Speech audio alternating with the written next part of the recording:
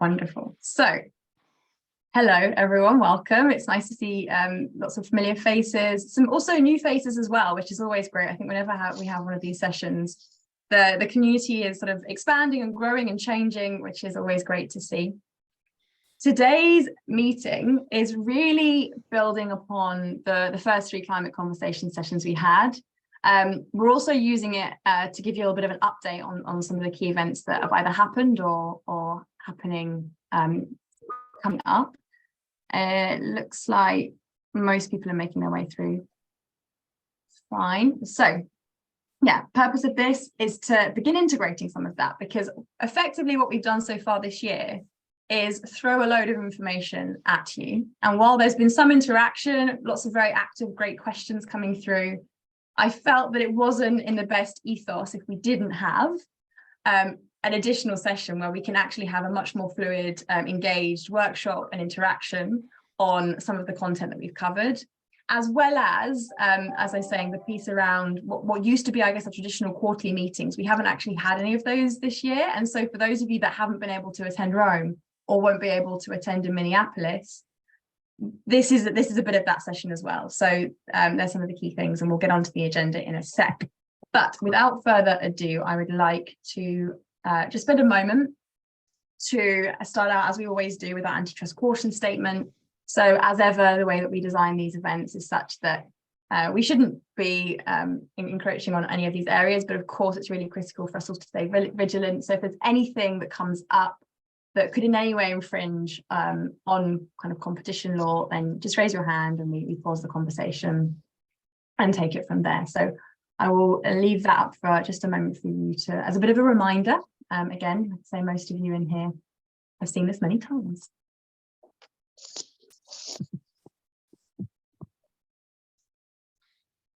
Fab. So in my little intro, I've covered a lot of this, but what is the purpose of today? Much easier to keep me on track if I've got it in front of me. So the aim is really to consolidate on some of what we've done so far, get some of that engagement interaction happening based on the climate conversation session 1 to 3, which I think most of you have either been able to join either directly or have access to the resources indirectly so far. So we will be touching on a few things at the start of that before we go into it. So one of the things is actually just feeding back on where our community is on your climate journey. So alongside these sessions that we've been having, I also got many of you to complete a survey actually answering this to help not only guide the future sessions, but also as a bit of a tool for you to see where you are relative to others. So we're actually going to share some of the insights on that with you today. We'll then be using a bit of time to translate some of the key insights from the first 3 sessions into hopefully tangible actions for yourselves. And also just get it right at the end, we'll be focusing on how we can shape the future sessions according to your needs. You know, we're pretty much halfway through. I want to take a bit of a stock check, what's working, what questions do we need to still answer, etc. And the really key thing as well, you know, within all of the climate smart agriculture work that we're doing, of course, it's happening in very close parallel with our regenerative agriculture program, which some of you are inherently involved in both, some in one or the other, and some sort of, you know, still on the periphery and wanting to learn as we go. So what we'll be doing, Lexi Clark and Julia have also joined us today. They'll be sharing a very quick update on where our Regen Ag program actually is. And for me, the main thing that I want you to come away with from that is understanding how you can get involved, whether you're a founding member or not, how you can be involved in the rest of the year. And then we'll discuss a bit how that ties in with our climate conversations work, and etc. So that gives you an overview of what we'll cover. And this really, you know, as we get started on it, is just a bit of a recap of what the climate conversation series is and where we are in it, because as we said, there's first 3 sessions now completed, kind of going from where to start all the way through to how we're mapping and measuring at farm level, using different GHG emissions tools, looking at the different innovations around measuring soil health and soil carbon. And before we went on to the next bits around how do you integrate that into your decisions that you're making as a business, how do you engage with farmers, how do you incentivize, etc. Having this stock check now. So that's where this nice little arrow brings us. We're here on the journey on this, what is a very hot day in the UK and probably the rest of Europe. So things that we're covering, as I've said, some of the key wins, progress, and what's coming next. And we'll spend about 30 minutes just giving you that update. And then the remainder of the session will be on integrating these insights from 1 to 3 and shaping the future.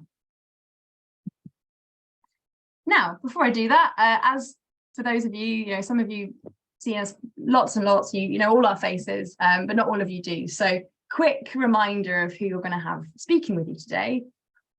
Primarily, I'm going to be the first person here, and then the person facilitating the call, I think you all know me, but I'm Robin Cooper and the Crops Manager.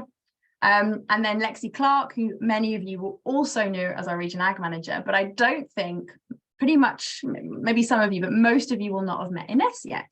And so I would like, Ines, if you're able to just say a quick hello, that would be great, because Ines has joined in our crops team and is working specifically on the Climate Smart Ag work stream and the work we're doing. Will be with us for approximately 6 months. So I just wanted you to have an idea of, one, who she is, and you'll be receiving some emails and lots more engagement from her coming up as well. So Ines, just quickly leaving it over to you. Yeah, can you hear me properly? Yeah, hi everyone. Really excited to be part of this journey. So my name is Ines. I'm half French, half Portuguese. I have a background in London in politics and philosophy, and then also working with ESG funds in London. And right now I'm finishing my master's in Lund, Sweden, in environmental management and policy. So really excited to be here today, and nice to meet everyone. Thanks so much, Ines, and we'll hear from her a little bit more in the next part of the meeting.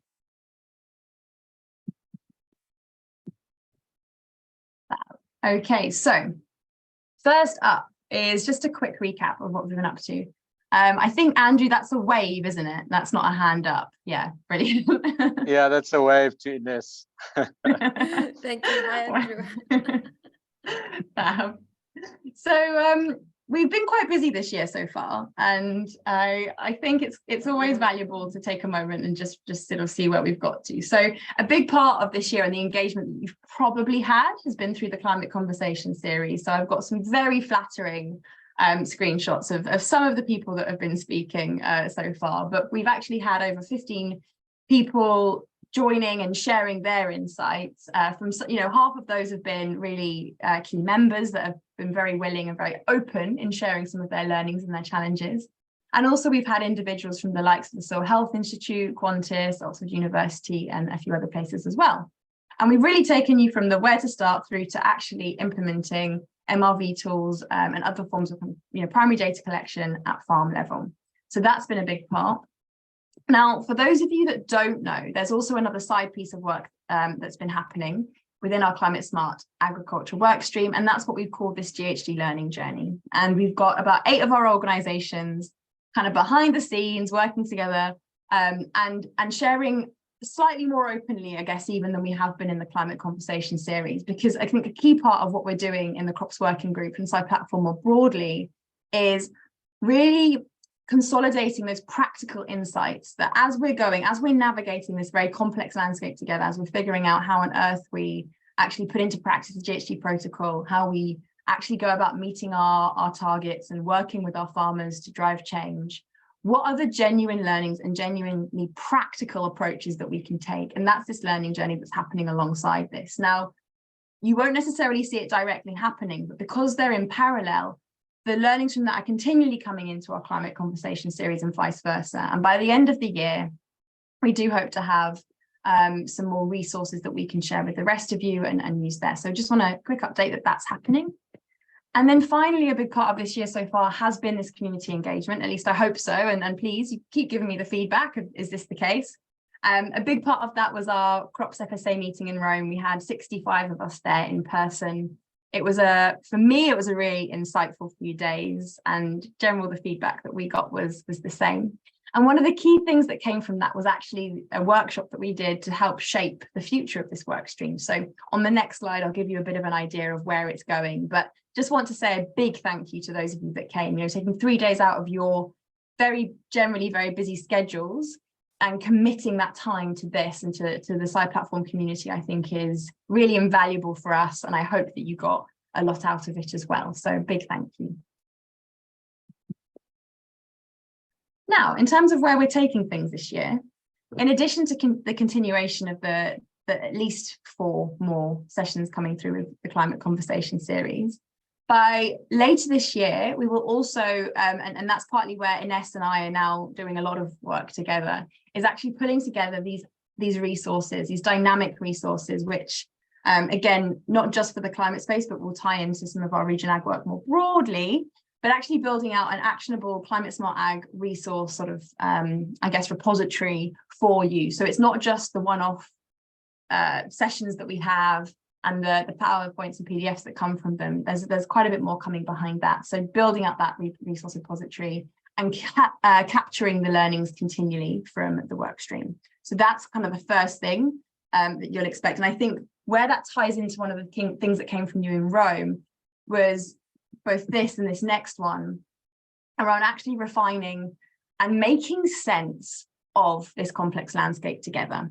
So one of the key things that came out of our workshop, and one of the key things that we're now continuing to work on, is how can we make sense of this? How can we produce much simpler, much more, I guess, approachable, perhaps, resources for you as you're going on that journey. And part of that is going to be this refined approach to measurable GHG emissions mitigation and resilience building in your value chain, and these practical and actionable guides which you can use.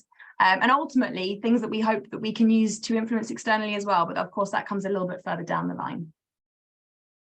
Third, and this one came through very strongly in Rome and other engagements we've had, is how do we as SCI Platform, and specifically the CROPS Working Group, help you to scale different projects, whether that's in your value chain, or I think what is kind of the more popular approach that people are looking for now is getting landscape projects together. So when we say landscape projects, what we really mean by that is bringing together different actors that all benefit and are engaged around sort of the ecosystem services of a particular area. So that could be a water catchment area or a trade area or other, and bring together different actors there to work collaboratively on whether it's adoption of regen or climate smart practices, but that's going to be a big part going forward, and ultimately aiming to scale the practices.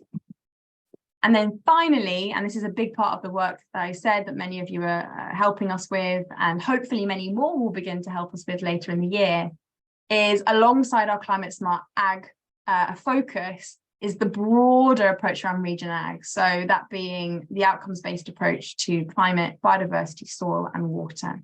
And I'm very excited to say that that's now in its testing phase. The founding members are all testing the prototype that we have. And it's actually something that will be open to the rest of you later, which Lexi is going to explain in a little bit more detail. And we're also in the process of finalising our Regen Ag core group that I can share a bit more information on about in the coming weeks, who will be there to give a bit of a crops voice and to help filter the feedback coming through to make sure that what eventually goes into version 1.1, because currently we're at version 1.0, makes sense for you and our broader community. So anyway, that gives you a nice broad overview of where we are at this stage and the year for the CROPS Working Group in sort of 2 slides. And really, that's where I finish, at least for now, because you've heard enough from me for the first 15 minutes of the session. And I'd actually now like to hand over to Ines to talk a little bit more and give you some insight on where you all are in this journey, because I think it's one thing to come to our meetings and to hear from a few members, but the real beauty of getting so many of you to feedback on where you are is to give a bit more of that landscape view of where everyone actually is on that journey. And so we thought this was a great time in the series to give you that. Must also say special thanks to Julia, because she worked quite hard to pull this together. So thank you, Julia. And yeah, we'll just spend 5 to 10 minutes going through that, and there'll be some time for questions at the end in terms of this and what I've shared. So Ines, over to you. Yeah, thanks, Robin. So yeah, we just wanted to give you a bit of an overview of this survey that was run between February and March, and thanks to the 40 participants who helped us gather these insights. So here are some of the lucky participants that we have had for this survey. So yeah, thanks again. So just to start things off and kind of with a big overview, when we asked the question, what are your main reasons for measuring GHG emissions, we really saw kind of 3 ones coming through. Wanting to have a baseline against which to report scope 3 GHG emissions over time. being able to measure GHG emissions removals, or as we say, soil carbon sequestration, as well as reductions, and wanting to kind of empower farmers to mitigate the environmental impacts of their operations. And then kind of two other key reasons that we saw as well was wanting a more accurate GHG emissions baseline, as well as having that requirement from customers. So these were kind of the main reasons that we saw when it came to wanting to measure GHG emissions. And then there were other ones that we saw as well, kind of cropped up a little bit less, like science-based targets and flag requirements, having it as a part of your brand, identifying value opportunities, and obviously achieving net zero goals. And when we asked the questions, do you have publicly available scope 3 and or flag GHG emission targets, there was kind of one overarching answer, which was yes, we've got externally available scope 3 targets, but we're still refining our flag targets. So that was kind of the main answer that we saw. We also saw some people saying nearly we're in the process of finalizing these scope 3 targets before we share them publicly, as well as no, we're still focusing on scope 1 and 2 GHG emissions. And then some people also saying no, or we have externally available scope 3 and flag targets. So again, we see members at different points of their learning journey, with overall most members being at a stage where usually they're externally available, the scope 3 targets are externally available, but the flag target is still a moving piece, so to speak. And then again, when it came to the timeline that we saw for the scope 3 and or the flag targets, when it came to the near targets and the kind of longer term targets, again, here we have varied timelines for varied of our members, as you see here in 2025, 2030, 2040, 2045. You've got quite different members with different approaches and different timelines, obviously based on what works for them.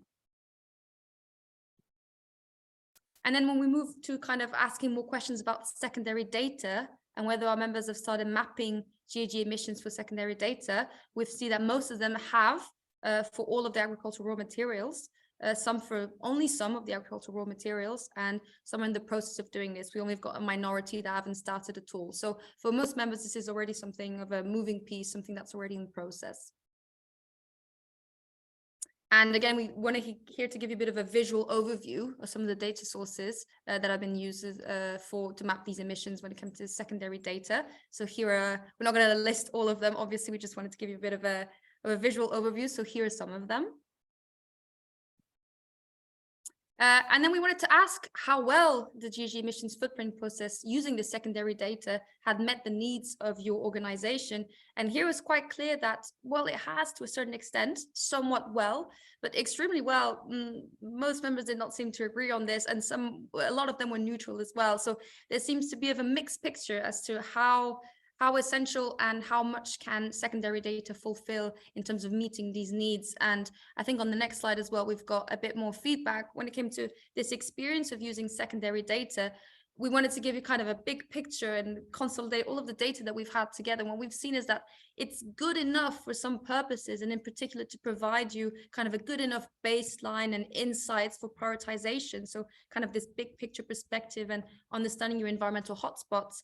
But at the same time, there are some concerns, in particular with regards to data granularity, quality of averages. There might be a lack of data outside of Europe or the US for specific crops or agricultural practices. The data might be too old. It might not be updated yearly as well. And some of you have also noticed that there might be a big lack of consensus between different secondary databases. So what we're seeing here is that obviously it might be good for certain purposes, but where you need that really high quality granular data, that might be when it becomes a bit of a problem effectively. Again, we wanted to give you a bit of a visual overview of some of the partners that you have chosen to work with externally to complete this emissions footprint. Again, big kind of landscape with different providers with the different pros and cons. Here are some of them. And most specifically, we've also asked if you've begun to include GHG emissions data reported from your suppliers outside of farmers in this process, whether there were specific tools or service providers that you've used to guide this. And again, here are some of the providers that we have seen with, alongside this, other support methods such as in-house platforms, asking selected suppliers for data in your one-to-one meetings. So again, we see different members using different approaches based on what works for them effectively. And then moving on to primary data, which has been obviously kind of a very key theme in the Climate Conversation series up until this point. So when we've asked members, have you supplemented the secondary GHG emissions data with primary data on top of this, so from farmers directly in your value chain, we're starting to see that quite a few members are starting to embark on this journey effectively, and we see a majority that have started to get this primary data from farmers. And we also thought it would be interesting for you to see the crops and the regions within which members have started to look into capturing this primary GHG emissions data. So again, won't go through everything, but just kind of to give you an overview, you see there's quite a few varieties here, depending again on what has worked for members. And we're hoping maybe to discuss this a little bit more in the workshop that we're going to have in a bit, but we just wanted to give some examples here. And lastly, again, the data collection tools that have been used to collect primary GHG emissions data, either directly or indirectly. Again, we have quite a bit of a landscape going on here with members choosing what suits them best. Here are some of the tools. You might see, again, some familiar names crop up again and again as we get these survey results. Here are some of the names and the actors that we have seen as kind of essential in this journey.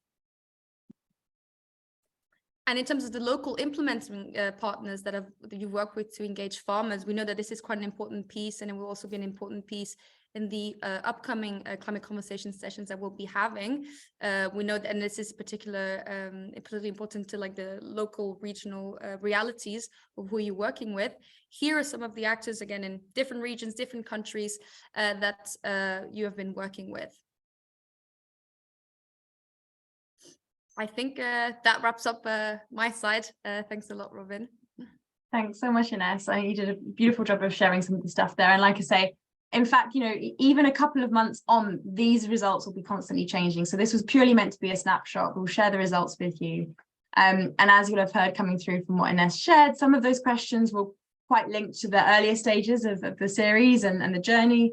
And some of these we haven't yet got to. So things that like I've got on the screen, looking at how you're engaging your farmers, which farmers you engage, which local partners you engage with, whether you use local implementing partners or not, we haven't touched on yet. And another area there was actually the piece around supplier engagement too, which I've at least heard from many of you anecdotally is very important and something that we'd like to come to going forward. Now, just as Petra raises her hand, I was going to say, thank you, Petra. Are there a couple of questions? Because we do have maybe time for one or two questions before we move on to the next bit. So Petra, you go first.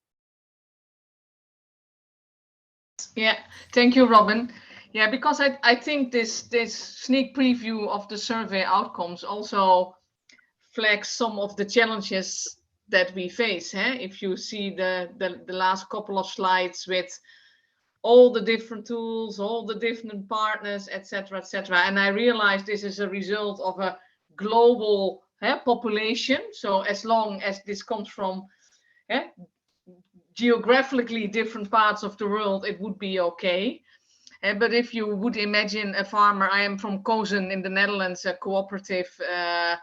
If you imagine a farmer in the Netherlands supplying crops to various clients, and all those clients would all come with a different tooling, different partners, etc., etc. Yeah, then of course a farmer thinks, yeah. First of all, if you do a kind of in momentum once-off check, but that is, I think, not the aim of a scope 3 measurement on farm level, primary data. You want something ongoing, because farmers take measures, aim for certain things, and then in the year after you want to see the effect, etc., etc. But this is almost undoable for a farmer who has a plan and with various crops, and if that farmer is approached by different parties, different partners, tooling, etc., etc. So that is also what it pictures to me, that there is a need for standardization. Absolutely. Great insight. And I think I'm sure what you said there is it probably really resonates with a lot of the others on the call. I think so too. Yeah. Yeah. and look, maybe it quite nicely leads into what Lexi will present on, although even though with our Region Ag program, we're tool agnostic on that. So Lexi, I'm going to leave that one to you to integrate when you talk. But Petra, thank you for raising that. Really, really key. And the farmer experience in all of this is going to be critical in terms of if we're actually going to scale any of this. It's got to be something that not just us, but everyone that we're working with can action.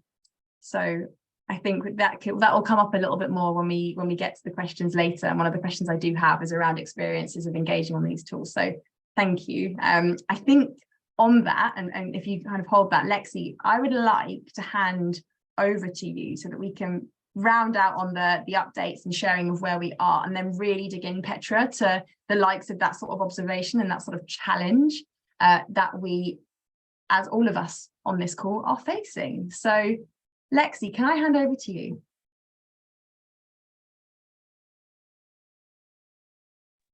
So I'll quickly unmute myself. The Region Ag program, really our goal is to have that aligned and common understanding. So I'm going to just do like that, where we came from and where we're going, quick overview. So just so everybody has a level set on the program. But we came together just so that we had this common understanding on the definitions and metrics of regenerative agriculture outcomes. Our goal is that we're minimizing that duplication, that we can amplify our collaboration and support implementation to scale our program. And this is where that selecting the best tool for that fit and purpose really can become the right thing that we're looking for. This is exactly where I see, Petra, your comment fitting in really well. Our vision for that collaboration is pre-competitively. Looking across our crop rotations, to me, is a perfect example of that, of how do we share our learnings? How do we look across those rotations at a landscape scale and say, where and how can we fit together to really meet those agricultural needs to advance soil health, to advance and improve water quality, and minimize that soil loss, minimize the loss of nutrients from that field, and improve overall climate impacts so that we're having less greenhouse gas emissions and sequestering more carbon in the soil. We also want to ensure that we are really taking into account that biodiversity that we're building. Our goal is that we're partnering across the supply chain with partners and farmers as that key element, that we're not taking them out of the conversations as we're implementing practices and those management changes that we're asking them to take on. And we're building a community to support implementation at scale. So what we built over this past year was that framework. We released early in February of this year an external framework that includes 20 short-term outcomes. These are those annual changes that we can see. A lot of these are observational outcomes that you can go out into the field and you can say, yes, I'm seeing my residues build. I'm actually going out there and I can observe the different crop types that I have across my field. I'm having more diversity out there. I have more, or I have less open fallow field. I'm able to go out and actually walk my fields and see and feel in my feet less compaction because of this. The actual long-term outcomes that we're focused on really narrowed down into these 10 long-term outcomes that are harder to measure and can actually dig into, if we're measuring at shorter amounts of time, can lead to more erroneous kind of theories in what we're looking at, like greenhouse gas emissions potentially, because we're taking into account weather conditions, things that can really start giving us ideas that, whoa, wow, we're building a lot of carbon, when no, we just had a really high residue crop this year, and next year we're going to maybe rotate into something like a soybean where we have a low residue crop that's not building more residue into our rotation. So we're not thinking through the whole rotation in taking that into account potentially. So we really want to ensure that as we're looking across our crop rotations, that each of those are really, we're taking that into account. So those mid to long-term outcomes need more time to really take that into account in these models, that we're using these modeled results, using primary data when we can, and really fleshing this out to ensure that we're taking the right insights with those, and that they're all correlated scientifically with the short term, with those long term, and with those impact areas of climate, specifically in this case, but also with soil health, biodiversity, and with water, both water scarcity and with water quality.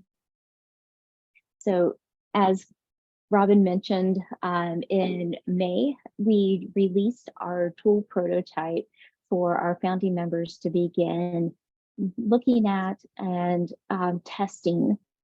And this includes really an overview of our outcomes. How do we track progress over time? How do we prioritize based on our risk? And how do we actually collect data at both the supply shed level, so overall across that sourcing district, and at the farm level? So we're gonna kind of dig into that a bit more. So when I talk about materiality assessment, this is our risk screening. So we want to aim to identify where do we have the highest risk, so we can prioritize those areas first. Similar to in the FSA, the priority risk screening tool, we want to make sure that those high level areas are focused on first. So we look at this at the supply shed level and then validate it at the farm level.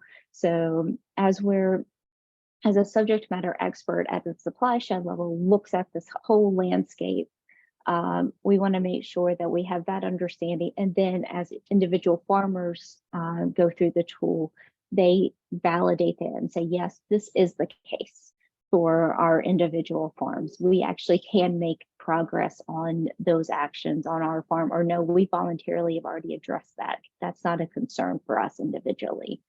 So it does help us identify what are those key impact areas that farmers need to report on for each of those levels as well.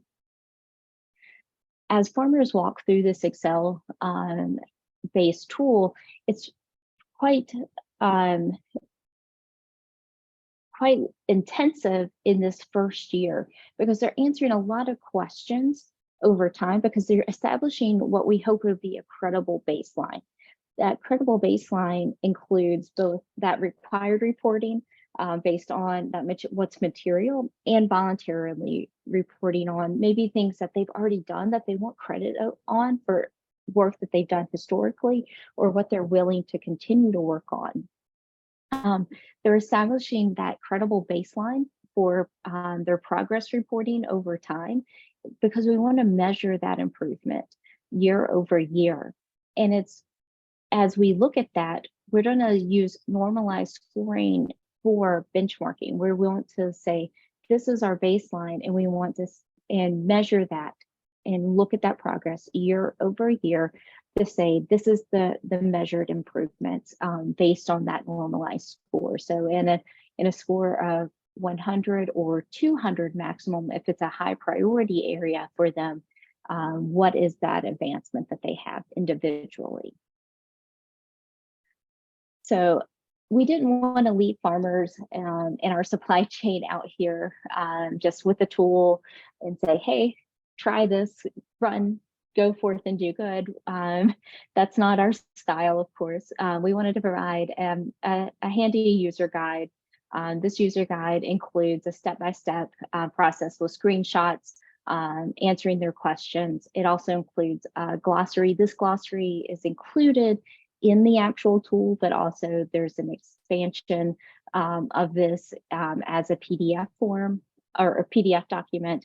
And of course, for the piloting phase, we have a full feedback form where those individuals can provide direct feedback of the challenges that they're facing. This allows us working with Robin and that core team to be able to take all of the feedback in one format and to work through all of this feedback and synthesize that so that as Julia's working with the vendor and the tool development, I'm working with the actual guidance documents that we can pull that apart and say, this is what we need to do to improve.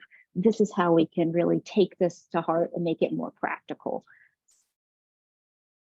So as we've mentioned, this proof of concept testing will extend from when we released in May through July for our founding members.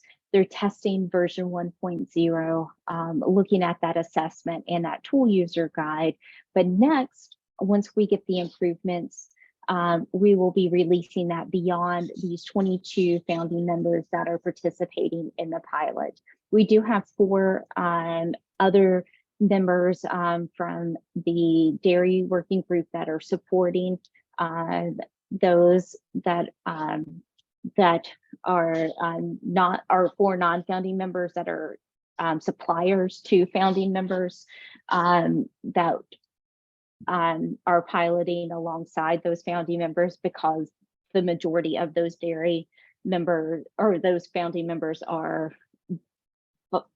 brands.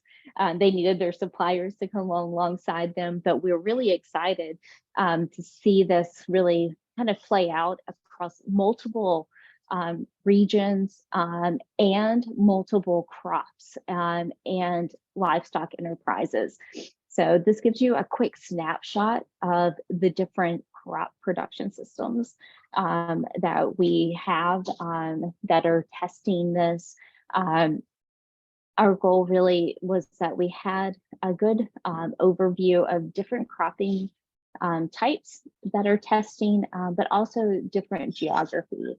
So this is a really high overview covering the US, covers a whole lot, but regionally, there's several different geographies within the US that are covered. And those of you that are piloting, you know where exactly in each of these countries you're piloting as well. So it does open up a lot of doors, a lot of regions that helps us give a good feel for that, as well as a different variety of land size or production sizes. So from smallholders to larger farms as well. Our goal then is to take all of this feedback that we hear. All of that feedback is due by July 3rd. From that, we will have that follow-up. We'll be working with the core groups in that July through August timeframe to actually synthesize that information. And then in September, we'll be able to release that for all of our members that are interested to do a second round of piloting. So this will be, again, a select group of members to pilot. We don't need everybody to test everything, but those that are interested and willing to test, we want to make sure that you can test that version 1.1 to make sure that it works for your system. Pilots are small. We're looking at 5 farmers per organization, just to really give us no punches held proof of concept. Give us the hard truth. Does this work? Does it not work for you? The other things that are happening would be also that we're building out additional implementation guidance. at that same time in this July, August timeframe. Even now, I'm working on that. So our goal here is that you'll have, again, transition support guidance, how to take this information that's coming out of the tool and turn it into an action plan through a continuous improvement or regenerative agriculture plan as well. So it gives you additional support more than just that tool user guide as well. So you will have other information that you'll be piloting at the same time. The second phase of piloting then would be available in that September to October timeframe. And I think, yep, our last slide is just a reminder of when our founding member slide is, so I don't get in trouble with Bridget for not reminding everybody that we want to see everyone that can make it. But we will have a little bit of overview on that Monday. For those that are founding members, we will be having a quick meeting from 3 to 5 in Minneapolis for any of our founding members who are able to attend.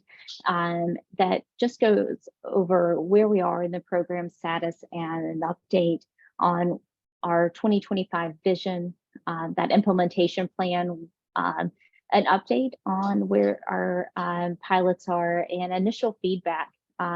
So Robin, Roz, and Patricia, along with our founding members that are actively piloting, will be able to help join us, and we'll have live Q&A sessions during that 2 hours that will be there in Minneapolis on that Monday, the 26th. Awesome, thanks, Lexi. And I think that for me, the biggest thing we wanted to get across in this session, which I think you did, is that even those that haven't been part of that core founding members, we are making sure that we're getting, the thing that we're now prioritizing is actually our time frame to make sure that you are able to engage and pilot and test and feedback this year, regardless. And so I think it's just seeing Christine's question on there, for example, they've got in touch and said, well, we'd like to pilot it in a particular region on particular crops. Our answer is yes.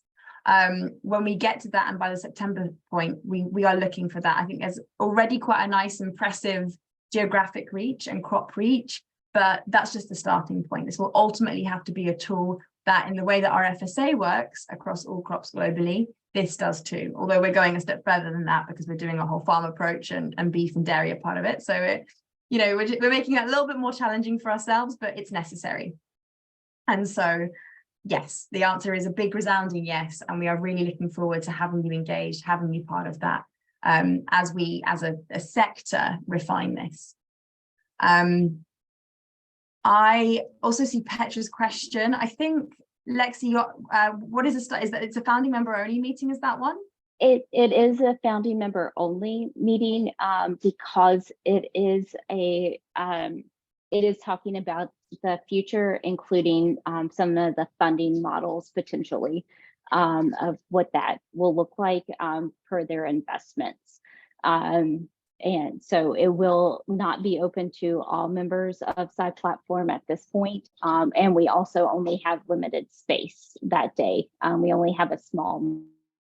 So unfortunately, it isn't open to all members. We do have our Regen Ag update in the general session, as well as the Secretariat will be available the rest of the week, of course. So, and we will make ourselves available. Yeah, and maybe a quick plug is that there are some breakout sessions happening in the main event, and a lot of it will be around the future of our climate and nature offerings. So Petra, you will have your voice heard and be very much involved. So it's all good, for sure. And I look forward to it. Super, all good. Thank you, Robin. Are there any other questions as well?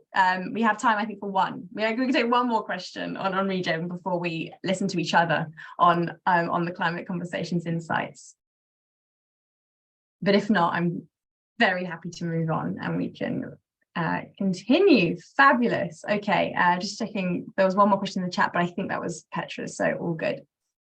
I'm going to start resharing my screen as we move into the second and last part of the session today, which again, I know you love hearing insights and updates from us, but we all know that the most fun and valuable part of being part of Side Platform on the CROPS Working Group is hearing from each other. So that's what this session is about, or this part of the session rather. And just to give you a quick recap, I know that not everybody was able to either take part or watch or engage on all of the sessions. That's fine, and you are welcome to listen in more to this session. You don't necessarily have to give all your insights, but I would encourage as many of you as possible to be open in the sharing in this part, because what I want to start hearing from you is actually what things have you taken out of what we've shared so far. You know, we've had these nice speakers and these nice sessions, but we're not just putting these on as something nice to do, right? We want to make sure that we're adding value to you in your roles and your businesses. So right through from the where to start through to actually using primary data at farm level, we have pulled together some of the insights, which I have to say has largely been based on some of your feedback, but still, it's still kind of a secretariat perspective. So I'm going to share these, and then my next question to you is going to be, what have been your insights? So I'm asking you that now because you can have a think about it before it comes in. So the key things we pulled through, and you'll see something very similar to this in the article that will be shared in the coming few weeks. But first part really is that using secondary data from industry databases and primary farm level data both have value. They're both critical, and in your businesses you need to use a mixture. We can't start out getting primary data from every part of our value chain and sourcing areas. So that makes a lot of sense, and they're really valuable. However, if you are embarking on this journey to actually measure the reductions and potentially even removals of GHG emissions in your value chain, you do need that more accurate baseline. So this is the thing that's come through, and that came through both in session 1 and 2, and even in 3 on the soil carbon piece. But we need to have this scientifically robust enough, and I'm paraphrasing a lot of the stuff that's come through in those sessions and in other conversations. It's that balance of it being scientifically robust and practical. I think that's what we mean by scientifically robust enough. Primary data for you to then in 2, 5, 10 years time say, hey, we've actually made these reductions and removals. So that's one of the key insights that's come through. Now, from that, in addition to helping with your, I guess, credibility, they've also proven to be really valuable tools in helping you have those collaborative conversations and decision making at farm level. So these tools were actually primarily designed as a farm making decision tool anyway. So that's a really key element that's come through. And the trust relationship part is key. And as I mentioned in one of the later sessions, we're actually going to be homing in entirely on this around farmer engagement and what we do there, but it's already come through very strongly. So that's kind of the second bit to go along with just why the primary data is so key. Now, and this is not on the call, but I think we stole this phrase from Andre at PepsiCo: all models are wrong, some are useful.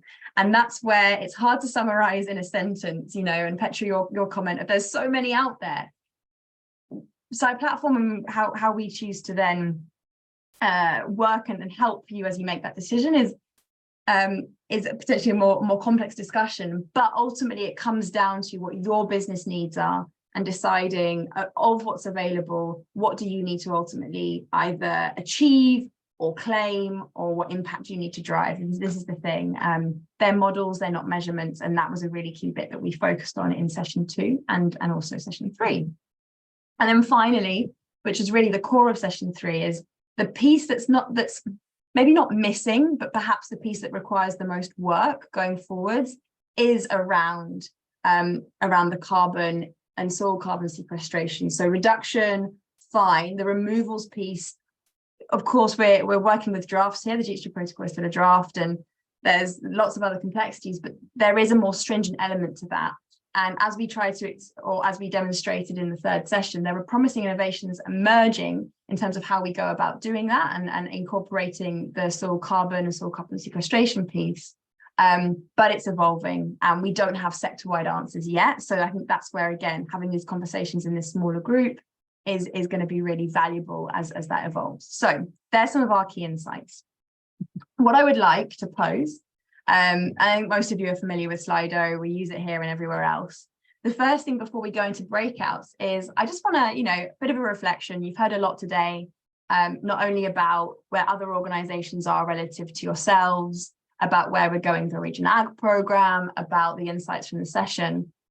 What things are coming through for you? And hopefully this will work. I'm not sure if anyone's on it and typing yet, but yeah, I just want to give us a few moments, because the next part will be we go into little breakouts and we chat together. One person is typing. That is amazing. We have one person coming on. Thank you. So yeah, I'd love for those of you on the call to just to type in. And in fact, you could go one step further, and if you want to put your hand up and share a comment or put it in the chat, they're also very welcome. And if not, I'll just do my go-to, and that'll probably be pick on Andrew to share some of his insights. But it looks like Rodrigo Agrario has got a comment, so I'll rather go to Rodrigo. Hi everyone, morning. Well, it's morning for us. We are a cooperative here in Brazil, and we've been working on regenerative and sustainability for quite many years. And I totally agree with your last slide when you say that we need to have better data from the field, from the farms, and not only general protocols that we'll input into some platform. This is something that we've been talking to about Cool Farm Tool, by the way. And just to let you know, guys, we already started this year a research around our farmers here, doing the measurements of carbon directly from the fields. So this is something that it's just amazing how good it is, your last slide, because it's exactly what we've been thinking about. Thank you.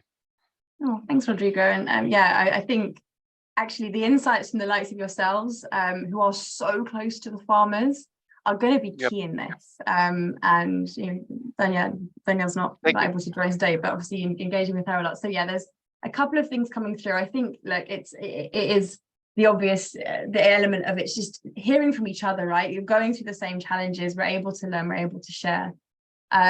So these are quite valuable things coming through. The poll should remain open. So please, you can keep that coming, and equally the comments in the chat as well. I'm seeing there's a couple more coming through, but things around the confidence piece, I mean, that's a big part of what we're wanting to do is actually giving a little bit more confidence on the process that you're following. Sorry, I didn't mean to go back there. And I think this bit here, so whoever typed this bit here, one of the key things that we're actually looking for is how do we strike that balance, right? It's the balance between scientifically credible and robust and something that's not a burden.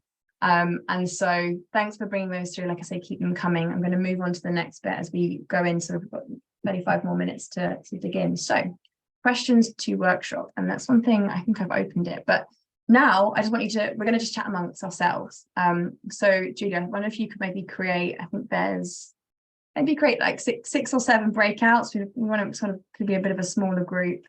And the first question we're going to ask, we're just going to give 10 minutes to this. I'm sure, again, some of you know each other's faces pretty well by now, so it won't be too scary to be thrown into some of these different, I guess, the different Zoom ethers. But the question that we want to pose to you is, depending on where you are on that journey, how did you get there, right? I think it's not just the insights about the tools that you're working with, etc. But what we're really wanting to understand is kind of the steps you've been through. Because some of the organizations you're representing here are really quite far along this journey. And already doing this at scale, gathering the data, building out roadmaps, working with farmers to reduce their emissions. So how have you got there? Where did you start? And that's the piece that we want to spend we'll give it max 10 minutes and then we'll come back. Now, to complicate it slightly, because why not, I suppose.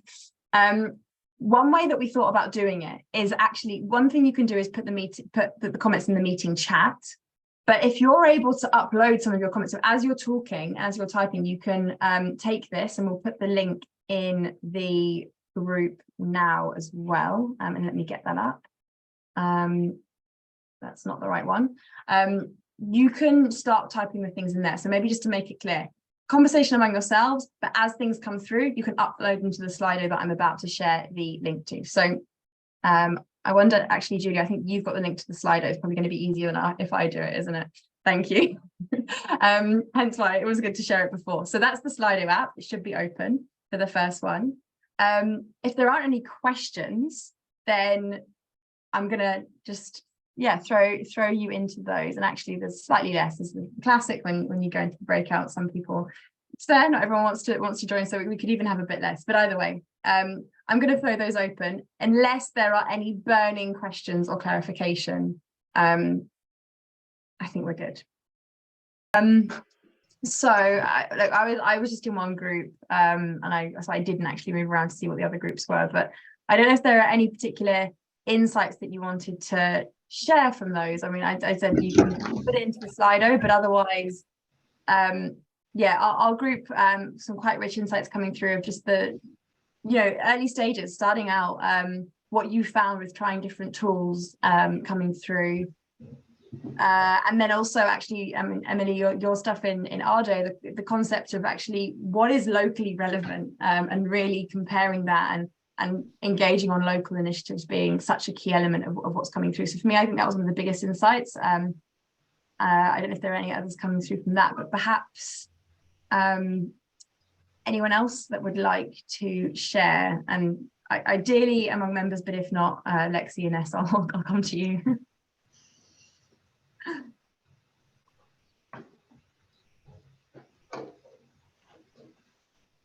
Yeah, okay, well, Ines, do you want to, Petra, go for it. Yeah, I was with Andy from UK, also sugar beet company, so there were sugar beets amongst each other. And we discussed a little bit that we should tap into existing crop registration systems that are already there. That is probably the best thing to do. We recognize both that there is amongst growers, farmers, maybe sometimes some resistance, and it's important for them that the way you do it, they still stay the owner of the data, and that requires all kind of infrastructure type of measurements. We also tapped in a little bit that collaboration as a sector, as a branch, and maybe together even with government, collecting, setting up those data infrastructure systems, not as a single company, but more in a structured way for across the board in agricultural would be a great movement. And and Andy shared a little bit of learning. He's one of the founding partners in this regenerative agri program. And we spoke about measurement oriented or goal oriented. And he said one of the learnings we have is that not all farmers do understand goal oriented measuring. So that is an extra point of attention, more in the advice area. I hope I share it in the right way, Andy. Otherwise, fill it in. But I think thank you, Petra. So just sometimes it's around speaking a language that a grower can understand, so that they may be very much practice focused, understand actually how implementing a cover crop or a cultivation technique may affect it, but they sometimes don't necessarily understand the outcome that is achieving. So indirectly, they're doing the right thing, but don't realize it. So I think it's just a watch out from people that are fully engaged in this and understand where we're trying to get to a grower that is used to growing a crop and is probably not very engaged on it, or doesn't know the direction, but is indirectly achieving the right outcome. Yeah, and Andy, I think you've mentioned that too before. It's really stuck. The language you're going to use is critical, but also there is a bit of a paradigm shift, isn't there, of going towards, well, if you do this practice, we're going to reward you for that practice. This is a bit different of, well, if you do this practice, we can guess the direction the outcome is going to go, but we can't guarantee where that outcome is going, where you're going to land on that. And it's a slightly different conversation. And there's added risk and et cetera, et cetera. So I think that's a really great insight. Thank you so much for sharing that, both of you. Anyone else that would like to share as well?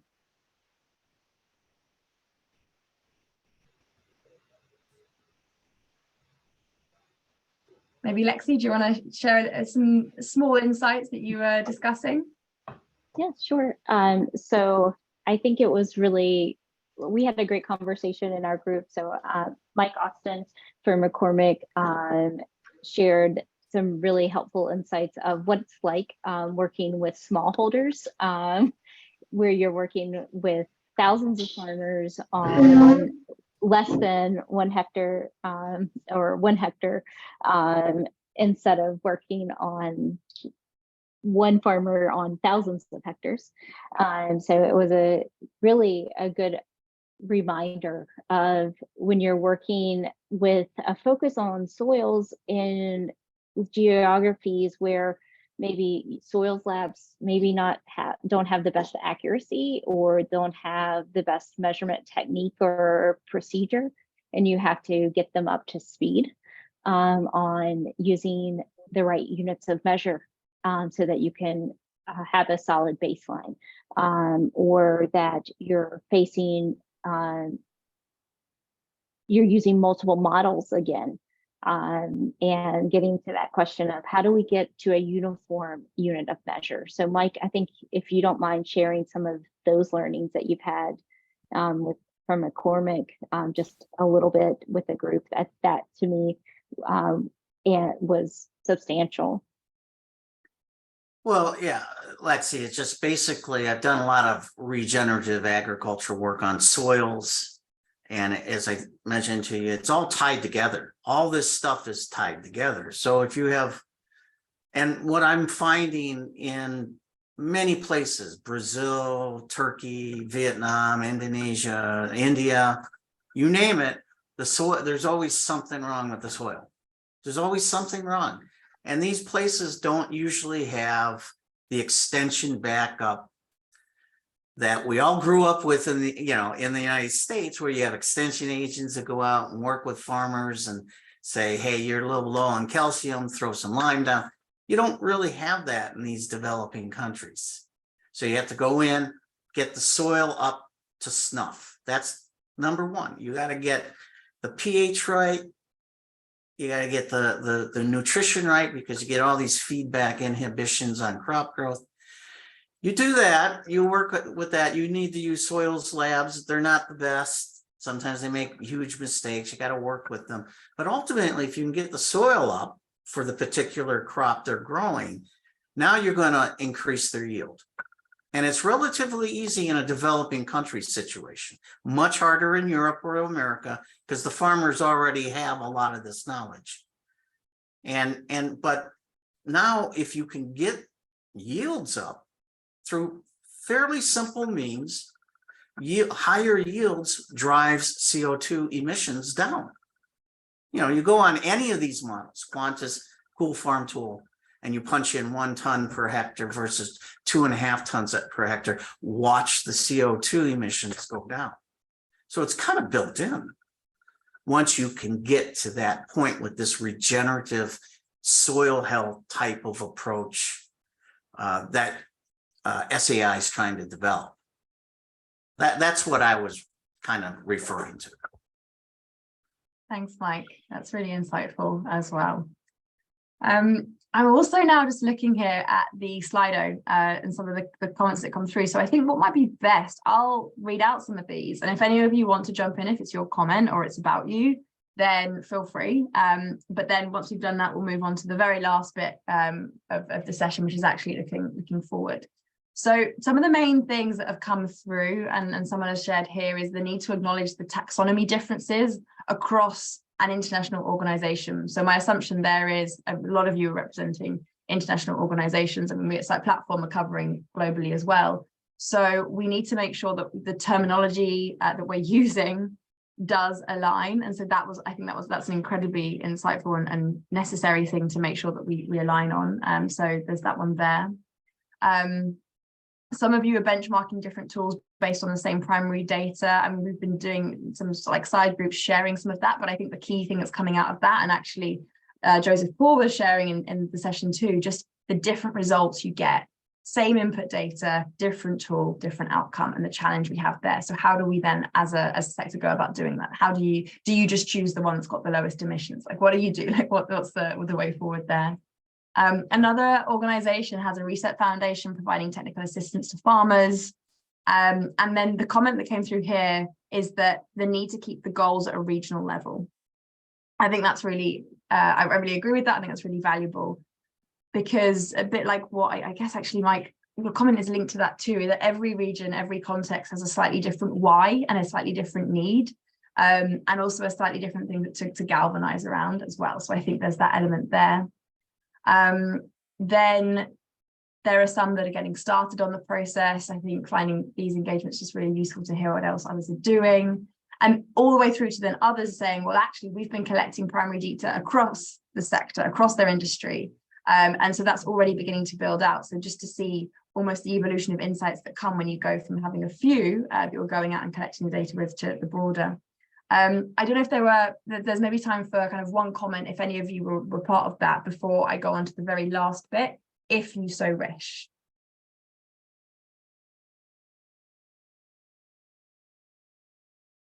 Yeah, awesome. So first up, thank you for those. They're really useful to see. The last thing on this, and I'd always love more time. I think those of us that are going to be in Minneapolis together, we're going to dive into some of these things in a lot more detail. But really, we're at session, we've done sessions 1 to 3. There's going to be 4 more. In general, like the feedback I've had is it's been really promising, really valuable. Also, any constructive feedback is really useful too. We've only covered a few of these topics, and the next ones, I just want to give you an idea of some of what's coming.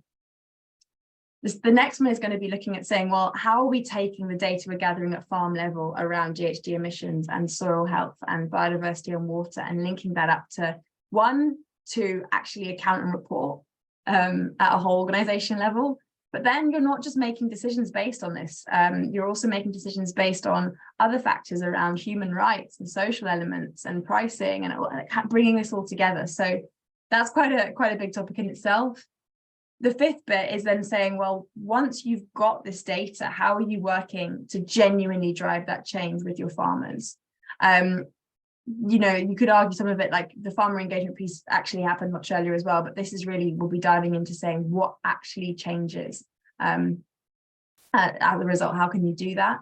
6, the financial models and incentivization. What business models can you as an organization adopt? What are the different ways to incentivize farmers, etc. And then lasting impact. So the last bit we have here, and it's the same, it should be at least, the same of these. So if I just open these, if you use the same link, and it's this number. So Julia, would you want to just share the Slido again? And it will be these questions. So what are your expectations for future sessions? What are the key questions or topics that you'd like us to include? And also, are there any things that you were like, oh, this didn't work so well in session 1 to 3, so change that? Or alternatively, we really loved something about session 1 to 3, so don't lose that. So these are things just as a kind of the closeout for the session today, and really grateful for those of you that are able to stay for the full thing from the feedback through to this. They're the things that we'd like to get from you, because we want to evolve it based on your needs. So yeah, I think it looks like, Julia, that you're able to share that. So please, those of you that still have a few more minutes, let's listen to some of your thoughts there, and then we can close out. And while we're waiting for some of that feedback to come through, equally we're very keen to hear any verbal comments coming in as well. So one bit of feedback is liking having the external speakers with technical expertise. Thank you. So yeah, that we'll definitely be keeping that coming. So one of the things we've been trying to do is almost have like a keynote speaker each time, linked to other members. And that was the other thing that's come through, is keep sharing experiences from different companies. It's very useful in order to tackle our ways for implementation. So they're the 2 things that have come through so far. I wonder if they're perhaps, and maybe I can get those sessions back up again. I'll just reshare just to prompt you.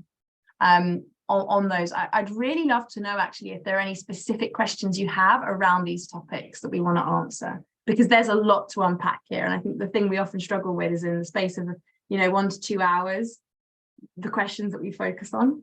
So if there are any key questions that you have on this, on these sessions, that would also be really awesome.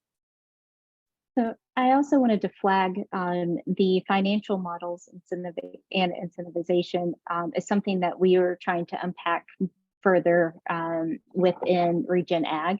So we've actually, I'm tinkering and actually thinking about stealing that from Robin and having a whole web series based on that. So if that's something that this group thinks would need further development to actually go in, it almost as a complementary web series that goes alongside this, as far as not something that necessarily I'm stealing the whole thing, of course, but that we are working alongside one another as we do, that we talk about what are those different mechanisms and digging further into what are some specific examples and having multiple sessions on a variety of different types of models that are out there that members have used, for example.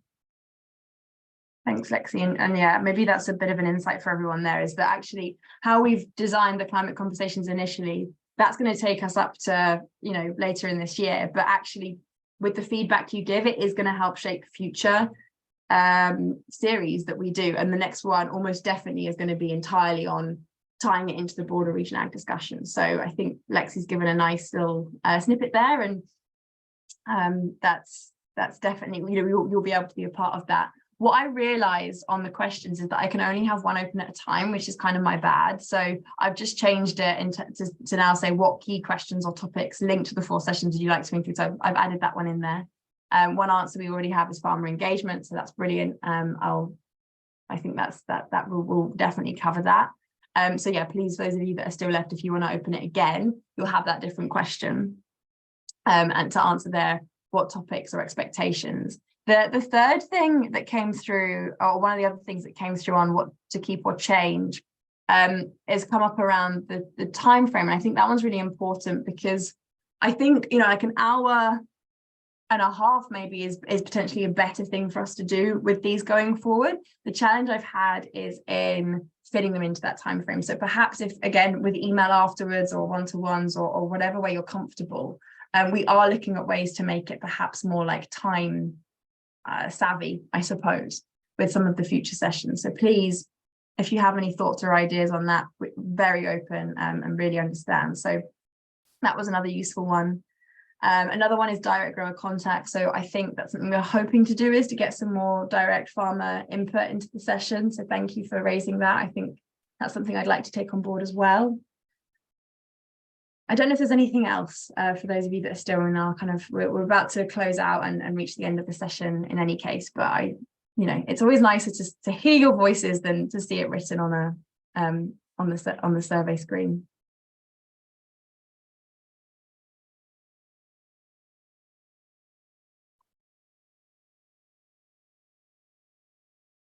No, I think we're good. Well, in that case, it is 3:30. And we've covered everything that we wanted to. The last thing I did have up is info around our annual event. The registrations are closed for that. If there is any of you that are desperate still to come or have had a bit of a change, just let me know. I'm probably your best contact on that anyway. We are deep in the throes of finalising all of the work stuff from that.